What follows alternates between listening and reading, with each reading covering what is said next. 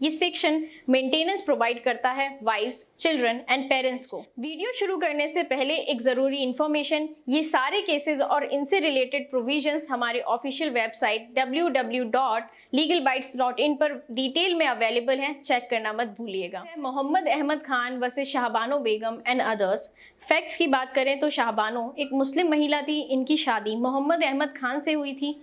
कुछ टाइम बाद इनके हस्बैंड ने इनको तलाक दे दिया। डिवोर्स के बाद शाह बानो ने मेंटेनेंस की डिमांड की, जो उनके हस्बैंड ने नकार दी, ये कहते हुए कि इस्लाम में मेंटेनेंस का प्रोविजन सिर्फ इद्दत पीरियड तक है। इसके बाद शाह बानो ने एक केस फाइल किया under section 125 of criminal procedure code. ये सेक्शन मेंटेनेंस प्रोवाइड करता है वाइफ्स, चिल्ड्रन एंड पेरेंट्स को। The case raised the issue of maintenance right for divorced Muslim women. The case highlighted the clash between personal laws based on religious custom and the constitutional guarantee of equality for all citizens. The case sparked a larger debate about the need for a uniform civil code in India.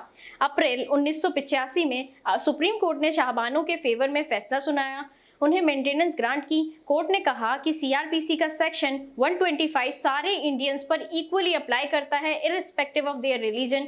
ये judgement एक progressive steps की तरह देखा गया towards gender equality and protection of women's right. इस judgement के after effect की बात करें तो कंजर्वेटिव मुस्लिम ग्रुप ने इसको अपोज किया। उनका कहना था कि ये जजमेंट उनके रिलीजियस राइट को इन्फ्रिंज करता है। साथ ही साथ ये जजमेंट मुस्लिम पर्सनल लॉ के साथ कॉन्फ्लिक्ट में है, क्योंकि मुस्लिम लॉ में मेंटेनेंस का प्रोविजन सिर्फ इद्दत पीरियड तक है, उसके बाद नहीं।